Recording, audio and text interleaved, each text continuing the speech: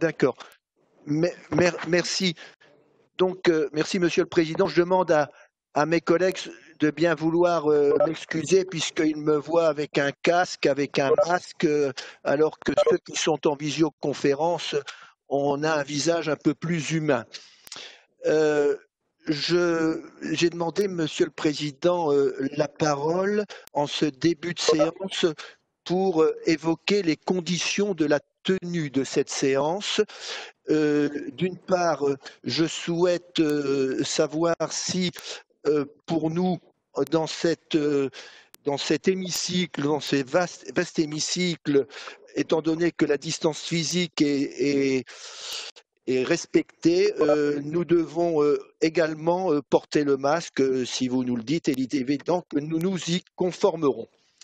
Lors de la conférence des présidents, vous nous avez indiqué, Monsieur le Président, qu'en fonction du classement du Nord en zone rouge et des consignes du préfet, les conditions de la tenue de séance qui étaient prévues initialement en présentiel lors de l'envoi du dossier devaient être adaptées pour passer à la visioconférence, à l'exception de 2 élus qui pourraient accompagner le président dans l'hémicycle. Nous avons bien entendu accepté ces dispositions de bonne foi, bien que je vais exprimer pour notre groupe ma préférence pour un présentiel avec une faculté offerte aux élus dits vulnérables du fait de leur santé de suivre cette séance en visioconférence. Il s'avère, Monsieur le Président, que cette contrainte imposée dont vous nous avez informé le 15 septembre en conférence des présidents ne l'est pas partout dans le département. À preuve, le conseil municipal de Dunkerque s'est réuni hier soir.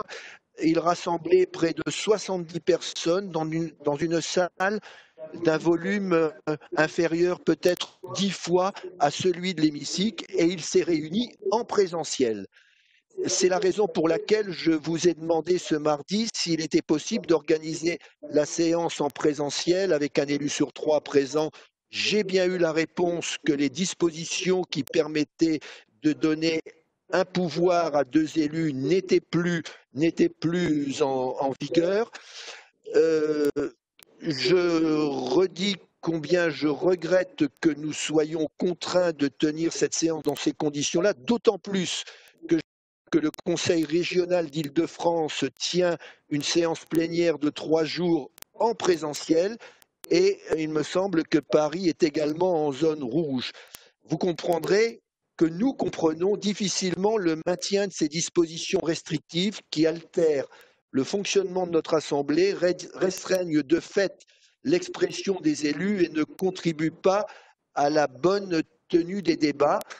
La question que je vous pose, Monsieur le Président, sur une telle décision, qui dirige? Est-ce vous qui avez l'autonomie de décision pour les conditions de la tenue de cette séance au sein de l'hémicycle avec toutes les précautions que vous aviez déjà prises précédemment et qui nous avaient permis de nous réunir en présentiel, ou finalement est-ce le préfet qui dirige?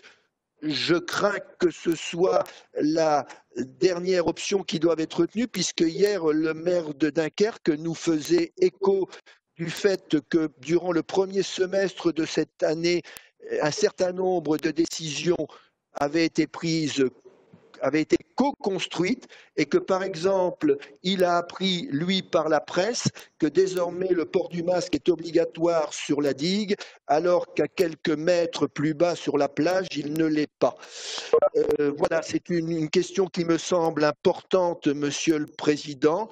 Il me semble que la démocratie ne gagne pas à avoir des élus masqués ou des élus éloignés. Il me semble que vous devez conserver, mais c'est peut-être le cas et c'est peut-être votre décision, l'autonomie de vos décisions sur des questions d'organisation de séance. Et plus concrètement, comment va être assuré le suivi de la présence et le suivi des pouvoirs?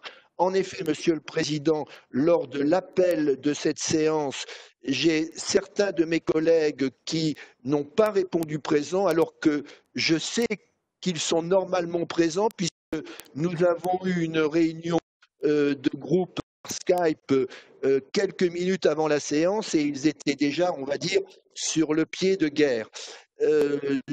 Et comme du fait de la visioconférence, il ne peut y avoir de procuration faite en cours de séance, comment allez-vous suivre le quorum?